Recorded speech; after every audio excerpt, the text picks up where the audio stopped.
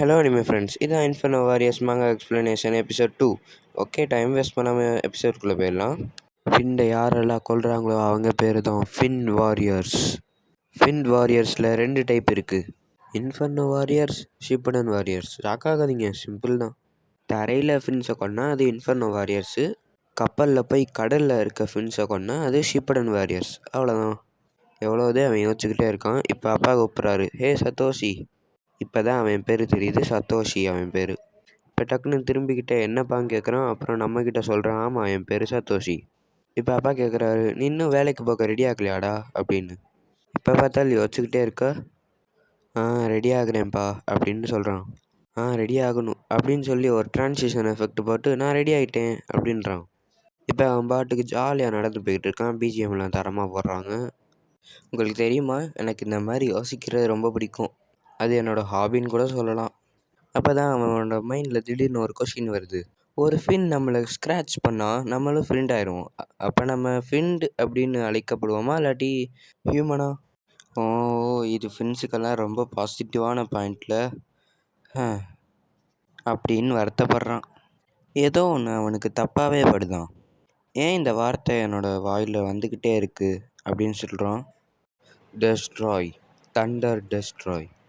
இந்த வார்த்தையை தப்பாலாம் பேசக்கூடாது, இது வேலை செய்கிற நேரம் அப்படின்ட்டு வேலை செய்கிற இடத்துக்கு போயிட்டான்.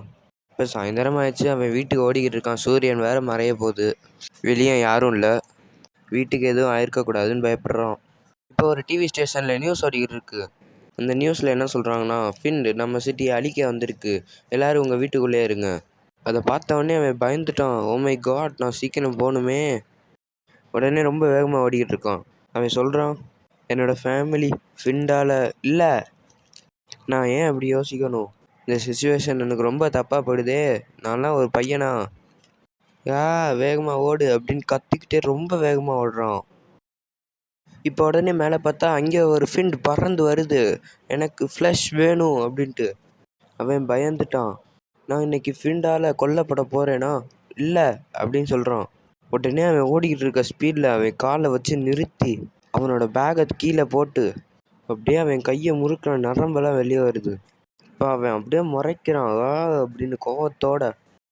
அந்த ஃபிண்டு கீழே வந்து லேண்ட் ஆயிடுச்சு. ஆனால் அவன் பறக்கிறான். ஒரு பல்ட்டி அடித்து அப்படியே அந்த ஃபிண்டோட மூஞ்சியிலே எத்திட்டு பறக்கிறான்.